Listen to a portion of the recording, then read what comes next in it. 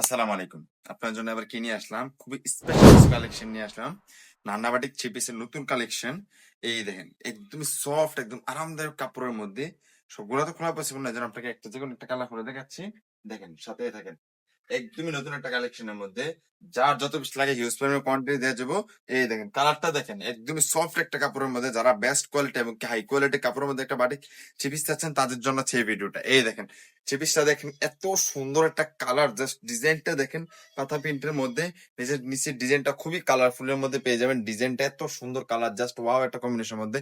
এটা হচ্ছে আপনার জামাটা লং থাকবে 48, আর আয়াত বরের গোলজামা জামা সুন্দর জামা বানাতে পারবেন। জামাটা দিয়ে এটা হচ্ছে জামার অংশটা। পায়জামাটা তো বলার বাইরে, খুবই সফট, একদম আরামদায়ক। শুধু হাতে পেলে বুঝতে পারবেন কাপড়টা কেমন।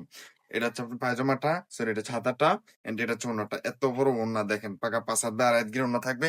এই দেখেন ওড়নাটা, 2.5 বড়, সবচেয়ে বড় কিং সাইজ ওড়না। পাইপিং টাসেল করা থাকবে, কিন্তু বেস্ট কোয়ালিটির পাইপিং টাসেল করা থাকবে। এই কালারটাও নিতে পারেন। প্রত্যেকটা কালার ইউনিক এর মধ্যে। এই দেখেন, এটা হচ্ছে নেক্সট কালারটা। তারপর কালারটা হচ্ছে এটা।